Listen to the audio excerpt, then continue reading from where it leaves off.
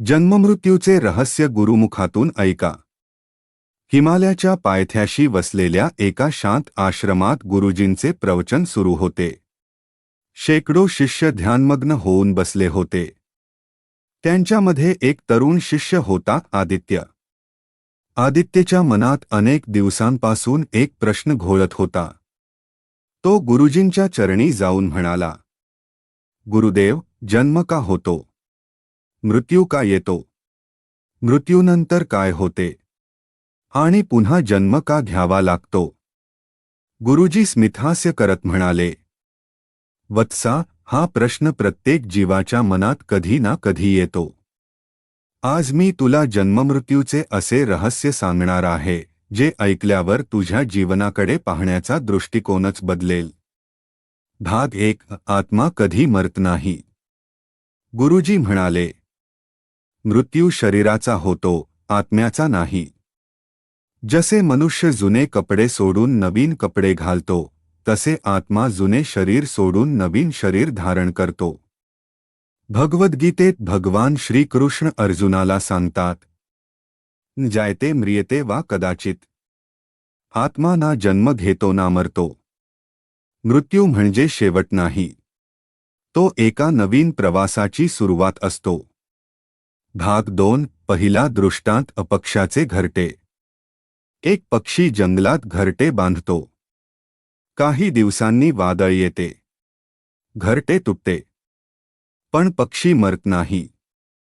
तो दुसऱ्या झाडावर नवीन घरटे बांधतो. गुरुजी म्हणाले, शरीर हे घरट्यासारखे आहे आणि आत्मा त्या पक्षासारखा आहे. घरटे नष्ट होते, पक्षी राहतो. शरीर नष्ट होते, आत्मा राहतो. भाग 3. मृत्यूनंतर पहिल्यांदा काय होते? शिष्याने विचारले, गुरुदेव, मृत्यूच्या क्षणी काय होते? गुरुजी म्हणाले, मृत्यूच्या क्षणी माणसाचे संपूर्ण जीवन चित्रपटासारखे डोळ्यासमोर उभे राहते. त्याने केलेली प्रत्येक कृती, प्रत्येक शब्द, प्रत्येक विचार, सर्व काही आत्म्याला दिसते. म्हणून संत म्हणतात, जसे कर्म तसे फळ. भाग 4. दुसरा दृष्टांत. व्यापायाची वही. एक व्यापारी दररोज व्यवहार लिहून ठेवत असे. वर्षाच्या शेवटी हिशोब झाला. ज्याने जितका व्यवहार केला होता, त्यानुसार नफातोटा ठरला. गुरुजी म्हणाले, कर्माची वही देखील अशीच असते. आपण विसरतो, पण निसर्ग विसरत नाही. भाग 5. यमराज म्हणजे कोण? लोकांना वाटते यमराज भयंकर आहेत. पण गुरुजी म्हणाले, यमराज शिक्षा देण्यासाठी नाही, न्याय देण्यासाठी आहे. जसा न्यायाधीश कायद्यानुसार निर्णय देतो, तसेच कर्मानुसार न्याय मिळतो. भाग 6. पुनर्जन्म का होतो? शिष्य म्हणाला, जर आत्मा अमर असेल तर पुन्हा जन्म का? गुरुजी म्हणाले, कारण इच्छा संपलेल्या नसतात. ज्या इच्छा अपूर्ण राहतात, ज्या आसक्ती सुटलेल्या नसतात, त्या आत्म्याला पुन्हा जन्म घ्यायला भाग पाडतात. भाग 7. तिसरा दृष्टांत. शाळेतील विद्यार्थी. एक विद्यार्थी 7वीत नापास झाला. तो थेट 10वीत जाऊ शकतो का? नाही. त्याला पुन्हा 7वी शिकावी लागेल. तसेच आत्म्यालाही अपूर्ण धडे पुन्हा शिकावे लागतात. भाग 8. स्वर्ग आणि नरक खरे आहेत का? गुरुजी म्हणाले, स्वर्ग आणि नरक ही फक्त ठिकाणे नसून अवस्था आहेत. सत्कर्म मनाला स्वर्गाचा अनुभव देतात. दुष्कर्म मनाला नरकाचा अनुभव देतात. भाग 9. मोक्ष म्हणजे काय? मोक्ष म्हणजे मृत्यू टाळणे नाही. मोक्ष म्हणजे जन्ममृत्यूच्या चक्रातून मुक्त होणे. जेव्हा इच्छा संपतात, अहंकार नष्ट होतो, आत्मा परमात्म्यात विलीन होतो, तेव्हा मोक्ष प्राप्त होतो. भाग 10. चौथा दृष्टांत. नदी आणि समुद्र. एक नदी डोंगरातून निघाली. तिला अनेक वळणे आली, अनेक अडथळे आले, पण शेवटी ती समुद्रात जाऊन विलीन झाली. तिचे स्वतंत्र अस्तित्व संपले. ती समुद्र झाली. तसेच आत्मा परमात्म्यात विलीन झाला की मोक्ष प्राप्त होतो. भाग 11. मृत्यूची भीती का वाटते? कारण आपण स्वतःला शरीर समजतो. ज्याला आपण मी म्हणतो ते शरीर नसून आत्मा आहे. हे समजले की मृत्यूची भीती संपते. भाग 12. गुरूंचे अंतिम प्रवचन. गुरुजी म्हणाले, वत्सा, मृत्यू हा शत्रू नाही. तो निसर्गाचा नियम आहे. जसे सूर्य मावळतो आणि पुन्हा उगवतो, तसेच जीवन आणि मृत्यूचे चक्र चालते. आज जे जीवन मिळाले आहे तेच खरे धन आहे. प्रत्येक क्षण सत्कर्मात घालव. कारण मृत्यूनंतर सोबत येते ती फक्त कर्मे. कथेच्या शेवटी गुरूंचे 10 अमूल्य कर्ममंत्र. गुरुजींनी प्रवचन संपवले.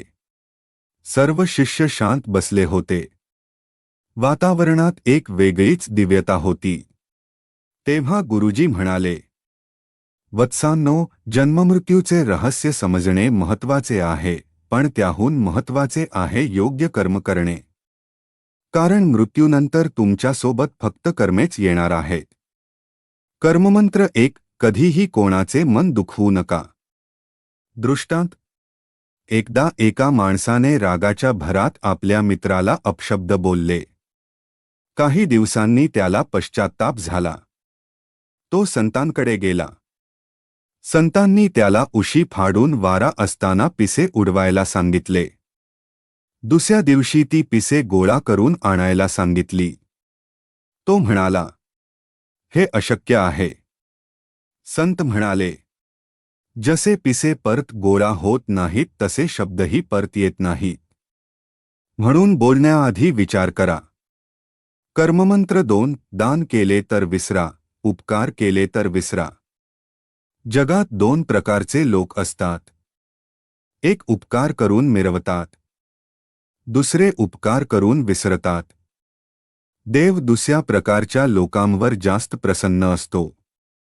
झाड कधी स्वतःच्या सावलीची जाहिरात करत नाही, पण प्रवाशाला ती सावली आयुष्यभर लक्षात राहते.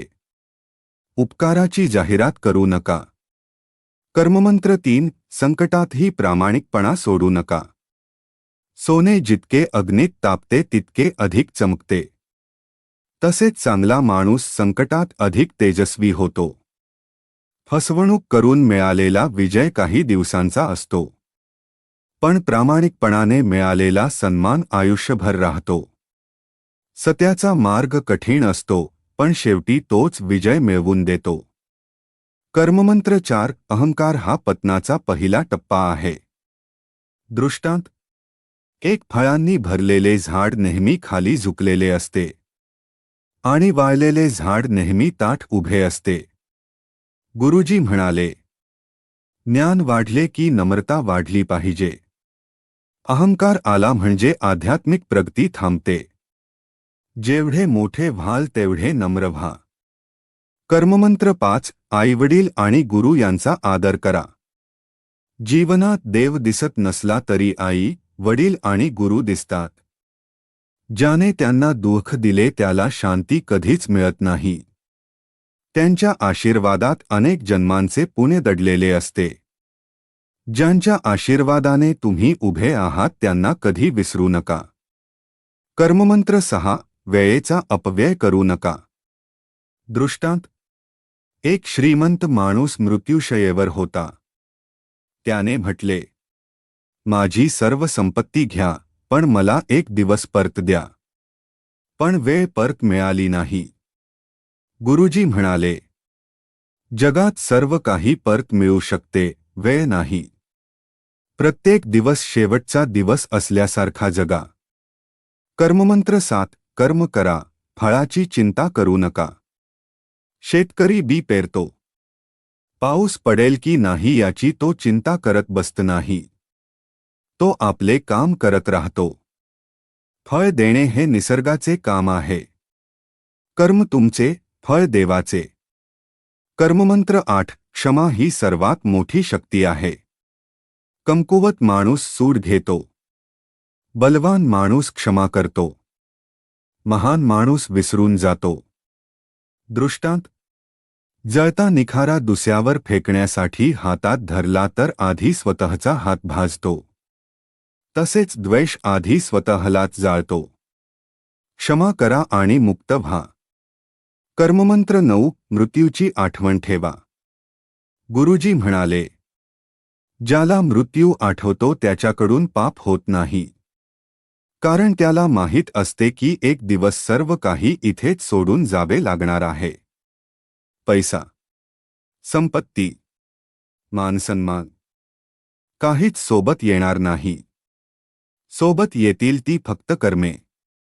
कर्ममंत्र 10. देवाला शोधू नका, देवासारखे व्हा. सर्वात मोठी पूजा कोणती? भुकेल्याला अन्न देणे, रडणाऱ्याचे अश्रू पुसणे, दुःखी माणसाला आधार देणे. गुरुजी म्हणाले, देव मंदिरात कमी आणि तुमच्या चांगल्या कर्मात जास्त असतो. प्रेम करा, सेवा करा, क्षमा करा, हाच खरा धर्म आहे. गुरूंचा अंतिम संदेश: वत्सा, मृत्यूनंतर तुझी ओळख तुझ्या नावाने होणार नाही, संपत्तीने होणार नाही, पदाने होणार नाही. तुझी ओळख फक्त तुझ्या कर्मांनी होणार आहे. म्हणून असे जगा की तुमच्या जाण्यानंतर लोक तुमच्या संपत्तीबद्दल नव्हे तर तुमच्या चांगुलपणाबद्दल बोलतील. कर्म हीच खरी संपत्ती आहे आणि सद्कर्म हाच खरा मोक्षाचा मार्ग आहे. कथेचा सार: आत्मा अमर आहे. मृत्यू हा शेवट नसून नवीन प्रवासाची सुरुवात आहे. कर्मांचा हिशोब अचूक असतो. अपूर्ण इच्छा पुनर्जन्माचे कारण बनतात. मोक्ष म्हणजे जन्ममृत्यूच्या चक्रातून मुक्ती. गुरूंच्या मार्गदर्शनाने आत्मज्ञान प्राप्त होते. जन्म आणि मृत्यू यांच्यामधला काळ म्हणजे जीवन. आणि जीवनाचे खरे यश म्हणजे आत्म्याला परमात्म्यापर्यंत पोहोचवणे.